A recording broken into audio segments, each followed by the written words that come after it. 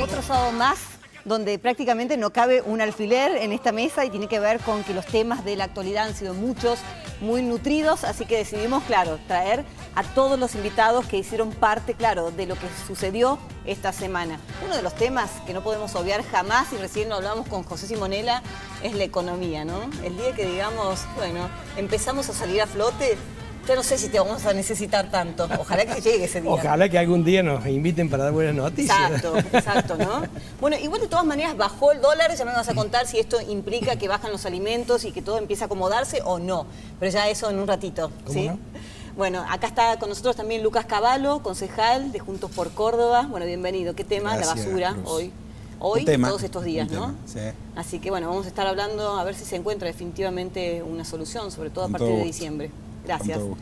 Bueno, Pedro Buitrago está con nosotros también, forma parte de la red Provida, ha sido uno de los organizadores de estas marchas justamente en defensa, sobre todo de que no se modifique un artículo de la Ley de Integridad Sexual. Ya nos vas a estar contando. Gracias Estamos por muy estar interesados, acá, sí, sí.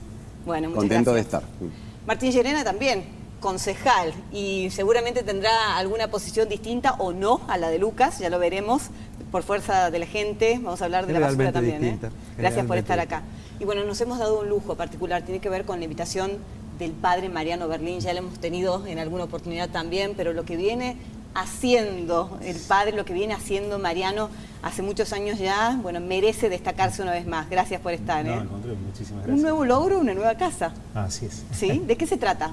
Reciente inauguración. Sí, hemos inaugurado antes de ayer Sí. una casita más con botellas de plástico. Estamos Qué bárbaro, construyendo, ¿no? que la verdad es que cuando uno las ve no parecen de botellas de plástico, porque queda todo revocada, Sí, pintada sí. como una casa común, con las instalaciones eléctricas y sanitarias, todo empotrado, o sea, queda como una casa común.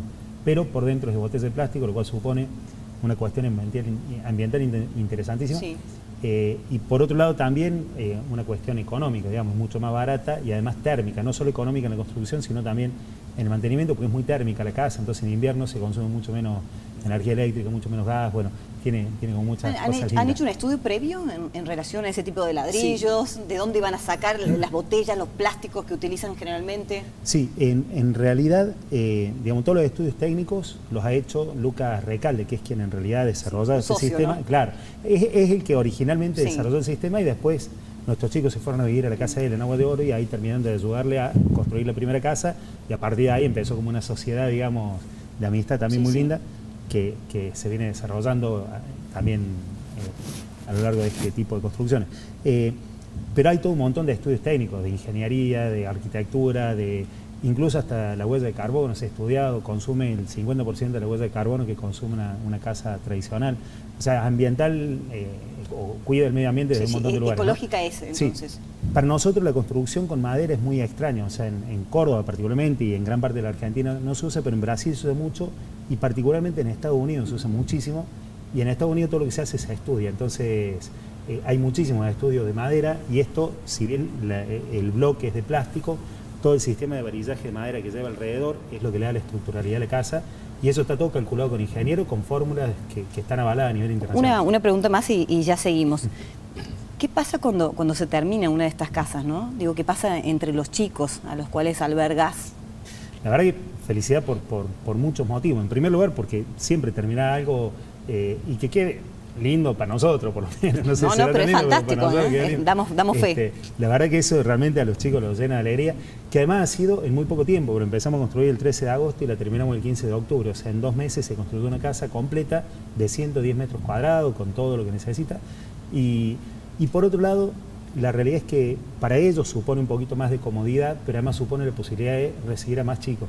A veces vienen chicos, siempre el trasfondo de todo esto es tratar de acompañar a chicos con un problema de consumo grave, ¿no? Así es. Y muchas veces nos pasa que viene un chico a pedir ayuda, que quiere internarse y no tenemos más lugar, y entre ellos mismos por ahí dicen, che, yo me voy a dormir al sillón o meter un colchón en el comedor para hacer un lugar. Para que le hagamos un lugar a uno más.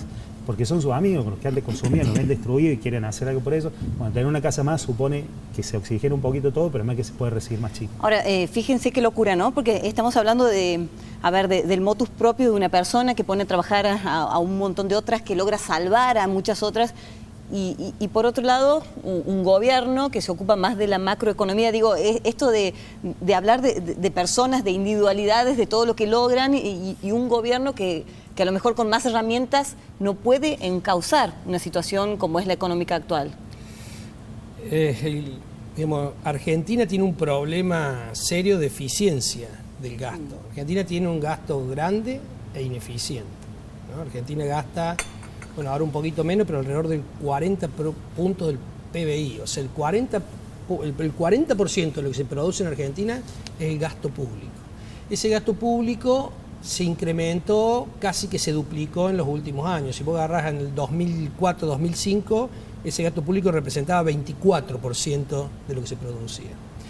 Cuando digo que es grande es porque pasamos de 24, que era lo histórico, por ciento de lo que producíamos, a gastar 40. Cuando digo que es ineficiente es porque en ese periodo no mejoró la justicia, no mejoró la educación, no mejoró la seguridad y aumentaron los pobres, digamos. Entonces, los economistas por lo general hablamos de números, de porcentajes y demás, pero atrás de cada uno de ese porcentaje hay gente. Es realidades. Nosotros decimos que la pobreza aumenta en un porcentaje de un 1, un 2%, es muchísima gente que no logra satisfacer sus necesidades básicas. Cuando vos decís que la inflación sube un punto o baja un punto, digo, eso es una máquina de generar pobres. Digamos, lo que uno tiene que tener en claro es que la inflación es el impuesto más regresivo que hay y que cada vez que la inflación aumenta o se dispara, cuando los ingresos se mantienen constantes, como pasa hasta ahora, mucha gente, su canasta básica de subsistencia se aumenta, digamos, y no alcanza a cubrirla. Entonces digo, los economistas tendemos a hablar de números, de porcentaje, la gente escucha y lee los porcentajes, pero solamente el que está en esa línea y pasa a ser pobre el otro día entiende el verdadero efecto que tiene la inflación y lo distorsivo que es la inflación y cómo perjudica al más pobre, el que menos ingresos tiene, a aquel que consume absolutamente todos los ingresos que tenga, sean estos formales o informales, mientras que lo que tenemos la suerte de tener un ingreso por sobre nuestras necesidades, a lo sumo lo que nos hace es quitarnos capacidad de ahorro o capacidad de comprar algún bien suntuario, digamos, pero mucha gente no logra cubrir su carácter familiar, así que es valorable. Sí, absolutamente, absolutamente, y por eso intentaba hacer una comparación, aunque bueno, evidentemente hay mucha distancia. ¿Por qué, digamos, se está sintiendo como una especie de calma, ¿no? Porque de alguna manera el gobierno logró controlar el dólar, pero digo, ¿a costa de qué? Y a partir de ahora, ¿qué es lo que va a pasar? ¿Qué se viene? Bueno, los argentinos tenemos una visión bimonetarista, digamos. Claro. Manejamos peso y manejamos dólares. Sí, sí, aunque no los tengamos. Sí, pero lo miramos. Sí. Vos acá cualquier persona le preguntás cuánto vale el dólar y sabe. Desde los niños hasta a las personas ya que no están en actividad, digamos, ¿no? Los retirados. Esto no es normal en cualquier país del mundo, ni siquiera en los países de la región. Vos le preguntás a un brasilero cuánto vale el dólar y seguramente no lo sabe, digamos, porque ellos se fijan en su moneda, en el real. Por eso que es tan difícil estabilizar la economía, la macroeconomía cuando el dólar se dispara, porque los argentinos pensamos en términos de dólar y por eso es que en Argentina, por la propia idiosincrasia de los argentinos, por nuestra propia historia, con muchas crisis, donde el único resguardo de valor fue el dólar durante mucho tiempo, los argentinos estamos muy pendientes de lo que pase con el dólar y ese dólar cuando se dispara genera un proceso inflacionario de las magnitudes del que estamos viviendo ahora como consecuencia de devaluación. Entonces, ¿estamos tranquilos? No, está tranquilo el dólar. El resto de las variables económicas todavía no están tranquilos. ¿Por qué está tranquilo el dólar? Bueno, primero porque aumentó mucho. Digamos, eso en economía tiene un nombre técnico que se llama overshooting, digamos, es decir, sube más que, sube de manera exagerada cuando hay una corrida y luego se acomoda. Para que la gente lo entienda, en el 2001 el dólar subió a 4, y luego bajó a 3 y se quedó mucho tiempo en 2,80. Eso está definido en la literatura de economía. Pero también hay que entender que el Banco Central jugó una publicidad muy fuerte en esto de secar la plaza, en esto de cumplir las metas monetarias y subió la tasa de interés de manera tremenda, digamos, tasas que llegaron a ser el 75% renovable cada 7 días, que hoy han bajado un poco felizmente, pero todavía sigue siendo del 68, casi 69%, una locura. Sí, eso es una tasa efectiva anual, es medio técnico, pero del 100%. Es decir, es esa tasa, que es la que logran los bancos, porque ahora no pueden invertir los privados en esa tasa, termina haciendo que el costo del crédito esté por las nubes, porque el banco, digamos, el Banco Central compite contra el particular a obtener préstamo, y esto hace que una pyme se tenga que financiar al 70%, o una persona que paga el pago mínimo de su tarjeta tenga tasa del 130%. Claramente esto es insostenible en el mediano plazo. Esto debe rápidamente tratar de reducirse esa presión tributaria, porque si no, este proceso recesivo en el que todos estamos, como consecuencia de los problemas macroeconómicos que tenemos, se va a profundizar y cada vez se va a complejizar más el tema de empleo, ¿no? Bueno, ya le vamos a pedir alguna buena, ¿no? para que no nos quedemos solo con las pálidas. Se tranquilizó el dólar. Sí, esa. Pero igual nos dijo que falta mucho otro. Se las compran los bancos nada más. Claro, la LELIQ, para explicarlo fácil, lo mismo que la LEVAC, pero únicamente la pueden adquirir los bancos. Particular. Y aparte la LEVAC era cada 35 días, el plazo era de 35 días, mientras que la LELIQ es de 7 días. ¿Por qué 7 días? Para que los bancos puedan aplicar parte de sus encajes a esto. El gobierno, en esta intención de secar la plaza, subió mucho los encajes, que es la proporción de los depósitos que no pueden prestar. Se lo tienen que depositar al Banco Central. Como ya está muy alto, el banco le remunera. ¿Qué le remunera? La tasa de la LELIQ. Le permite comprar, para cumplir ese requisito de liquidez, la LELIQ. Entonces, los bancos, el tema es que los bancos están haciendo un negocio fantástico.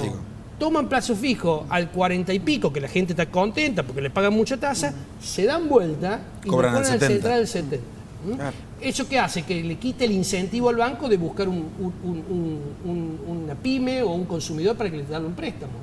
Es mucho más seguro prestarle al Banco Central que prestarle a un particular. Y a su vez, más a esa tasa. Y a su vez le quita el incentivo al privado en invertir en un emprendimiento que genere empleo. Obviamente. Sino que se va al negocio financiero. Exacto. Claramente, no va a ningún negocio, digamos, lícito que tenga esa tasa de rentabilidad y ese bajo riesgo. Y sin riesgo, y claro. esa liquidez, porque ese es el otro tema.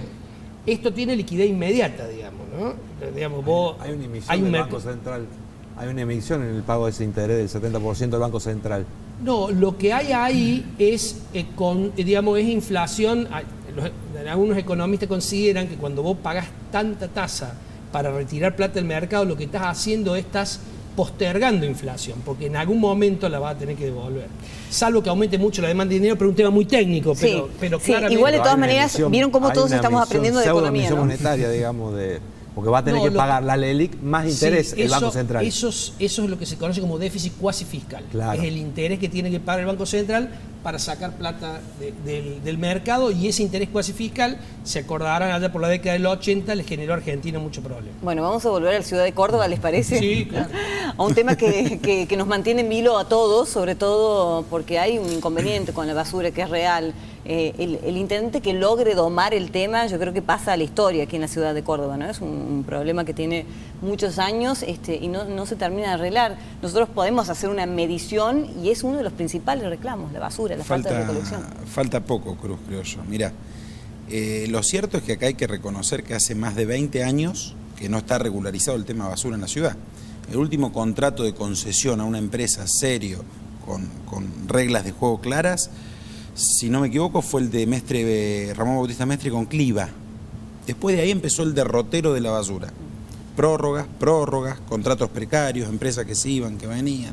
Generamos una empresa municipal, la Crece, parecía que andaba bien, pero financieramente la sostenía el municipio. Asumimos nosotros, ordenanza de emergencia.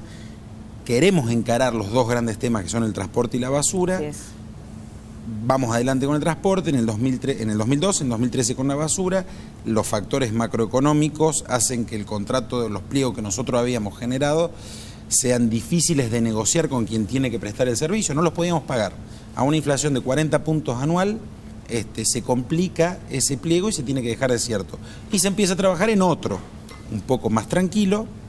Nosotros queríamos que Córdoba sea Suiza en ese entusiasmo, un poco más tranquilo, de acuerdo a lo que podemos pagar los cordobeses, que terminó este año y es el que empieza a partir del 1 de diciembre. Por eso te digo que falta poco, porque estamos muy esperanzados en que a partir del 1 de diciembre, con algunos cambios sustanciales en el sistema que va a haber, con un marco regulatorio que nunca lo hubo antes, que establece las obligaciones, derechos tanto de las empresas concesionarias como de los vecinos, como del Estado, con factores de control mucho más potentes y más claros. Bueno, en eso iba a ser hincapié, ¿no? Porque el vecino se queja habitualmente. A ver, nadie quiere que sea Suiza, ni siquiera nos queremos parecer, simplemente que te recojan la basura como Esperamos que en el mediano y largo plazo sustancialmente esto se mejore. Yo no puedo decirte que el 2 de diciembre ya va a ser una maravilla esto.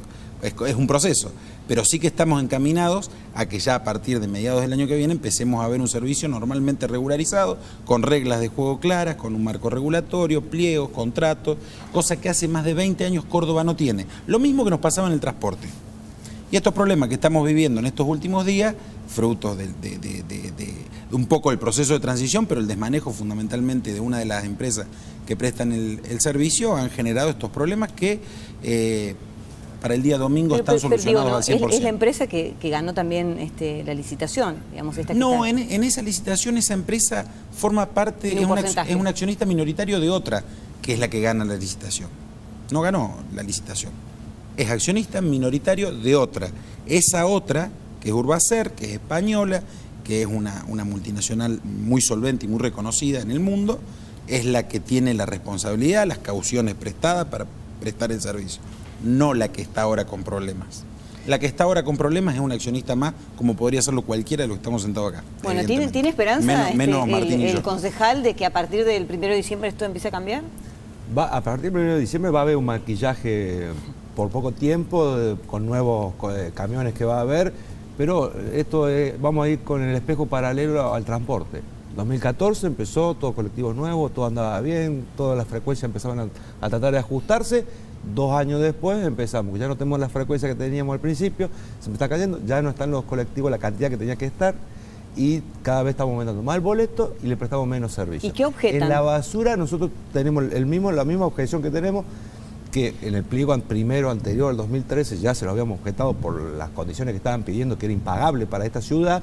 Este pliego tiene las cláusulas de actualización, van a ser impagables en el futuro, digamos, por cómo está previsto este pliego, pero lo más importante es que creo que el error de intendente, porque va a llevar ahora en el día de diciembre, son 7 años de gobierno. De esos 20 años, son 7 años que su responsabilidad de lo que pasó en la basura. Es creer que se soluciona con una licitación. Y el problema de la basura como el transporte es una política pública. Y el problema nosotros vemos en esta municipalidad que no aplicó ninguna política pública, ambientalmente hablando, para la ciudad de Córdoba. No se hizo reducción en origen de basura, no se hizo más recolección diferenciada, la que estaba prevista, que tenía que crecer, que tenía que avanzar, con las empresas privadas que iban a mejorar el servicio, al contrario, tiraron atrás el servicio. Uno se habla con los centros verdes que están disponibles, te dicen que ya Luz y Coteco no mandan el reciclado, el que tenía que hacer recorrido, a los centros verdes, están subsistiendo con los privados. Seguimos enterrando la misma cantidad de toneladas que es histórica, o sea que no hemos disminuido nada. Entonces creo que hay factores que no son la licitación, que ambientalmente se había trabajado en la basura y no se hizo nada en 7 años. ¿Qué prometen? ¿Un borrón y cuenta nueva? Digo, con todos estos pendientes que el concejal está haciendo referencia. Es muy fácil. Yo entiendo lo que dice Martín, pero también es cierto que si yo tengo que prestar un servicio el cual no conozco hasta cuándo lo voy a prestar, y es muy difícil convencerme de que yo invierta. Es más, voy a tratar de hacerme el sota lo más que pueda, porque evidentemente viene una licitación, tengo que competir, tengo que ganarla, no sé si me quedo, si me voy. ¿Quién invierte en esas condiciones? Por eso era importante que Córdoba tenga un marco regulatorio, un plazo y reglas de juego claras. Ahora sí, va a venir recolección diferenciada, gradualmente para toda la ciudad, que es una cuenta pendiente. Yo me hago muy cargo, y siempre lo digo, que es nuestro talón de Aquiles en la gestión, el tema de la recolección de residuos, pero tampoco es falta de política ambiental. Digo, justamente ese diagrama de política ambiental es el que vamos a empezar a aplicar a partir de la nueva prestación del servicio, que hubiéramos deseado que se pueda prestar antes, pero había factores que son ajenos a Mestre, el municipio, los concejales, para poder prestarlo. Digo, la macroeconomía no la manejamos nosotros, y por lo que acaba de contar Simonella acá, tampoco está muy claro para adelante. No es el mejor. Pero mira, hay un dato que es revelador, que son los números. Los números por ahí uno los puede... Es contador, además. Lo puede hacer dibujar, pero cuando asumió Mestre, el 13% del gasto total de la municipalidad era basura. El año pasado el 19%. Son 6 puntos más. Este año esos 6 puntos son 1.380 millones de pesos de más. Cuando no había dicho Mestre, antes de asumir, que iban a tercerizar para mejorar el servicio y abaratar los costos. Entonces los aumentamos un 50% en términos reales y peor servicio. Digo, la tercerización nos salió muy cara. Eso que planteó él en su origen, que Crece estaba mal, nos salió muy cara. Y no solamente cara de plata, es tener la basura en la calle. Cada vecino tiene la basura en su casa. Es menor el porcentaje, Martín, del presupuesto. Ronda el 15%. Digo. Ejecución presupuestaria que la estamos viendo en el... Normalmente el aumento de los costos privados rara vez acompañan los ajustes de los gastos públicos. Y en esto que estaba diciendo el economista, te voy a decir lo que estaba diciendo el economista, que fue, fíjate que no es así, porque aumentó del 13 al 19, la cuenta de ejercicio del año pasado cerró en el 19, del gasto total. Los ingresos municipales fueron por encima de la inflación desde que asumió Mesta hasta ahora, todos los años, los ingresos. Los gastos fueron por encima de la inflación y de los ingresos. Por eso tuvimos déficit todos estos años. Y la basura, si aumentó en porcentaje y aumentaron más que la inflación, fue mucho más caro que la inflación. Bueno, en la basura todos estos sigue años, estando... estamos hablando que recién en 2 años aumentó el combustible. Antes estaba planchado, que no le pueden echar la culpa al combustible, ni siquiera al SUEM, que seguía más o menos, al Surbac, que seguía la pauta de los otros sindicatos. Bueno, lo cierto es que la basura sigue estando en la puerta de la casa de la gente, no está resuelto aún, vamos a ver si se le da la última chance, ¿no? A partir de diciembre, porque es una promesa... Es importante llevarle tranquilidad al vecino, decirle que en este mes que queda, la municipalidad ya ha resuelto y ha hecho todo lo que tenía que hacer para que el servicio se preste en un 99% bien. De hecho, desde anoche ya se viene prestando bien, cubiertas todas las rutas, norte, sur, la diurna, la nocturna, se incorporaron más camiones que hay un plan de contingencia. En un plan de contingencia para llevar tranquilidad al vecino primero que nada y que a partir del 1 de diciembre empiece el sistema nuevo y que nosotros estamos confiados, convencidos de que va a mejorar sustancialmente, o sea que vamos en un buen camino. Esto queda grabado, no hay que ser tan desesperanzador. Esto queda grabado. Sí, queda grabado. Pedro, nos vamos a ir al pausa, pero antes preguntarte en qué consiste esta red Provida, ¿no? ¿Cuál es el principal argumento por el cual se ha formado? Red Provida Córdoba nace en el 2018. Yo creo que Argentina es un país con mucha gente con ganas de hacer bien y es por eso que tiene tantos grupos Provida. Y los grupos Provida, para poder lograr algo más grandes que ellos, a veces tienen que unificarse y trabajar en un conjunto. Y es por eso que surge la Red Provida. Y Red Provida, el objetivo básicamente era poder tener un mejor alcance, poder tener una infraestructura o poder organizar de una manera adecuada una marcha como la que vimos el domingo, donde juntamos más de 10.000 personas, donde dejamos la calle impecable y no hubo problema de recolección de residuos, donde se pudo mantener un orden, no hubo detenidos, en un clima familiar impecable, que es lo que uno espera de gente de bien. Bueno, ahora cuando volvamos de la pausa nos vas a estar contando a qué se oponen y sobre qué puntos están a favor, ¿no? Porque han sido también muy cuestionados por la sociedad, una sociedad que viene avanzando en muchos temas y que la gente tiene ganas, quiero decir, de que todo se discuta, ¿no? Así que de alguna manera sí han sido objetados, pero estás acá justamente para contarnos eso. Vamos a hacer la primera pausa y les vamos a contar quién es nuestra artista en esta oportunidad. Lo que son las vueltas de la vida, empezó siendo modelo, fíjense, y inclusive lo que están viendo allí, la pintura, es ella misma y se pintó.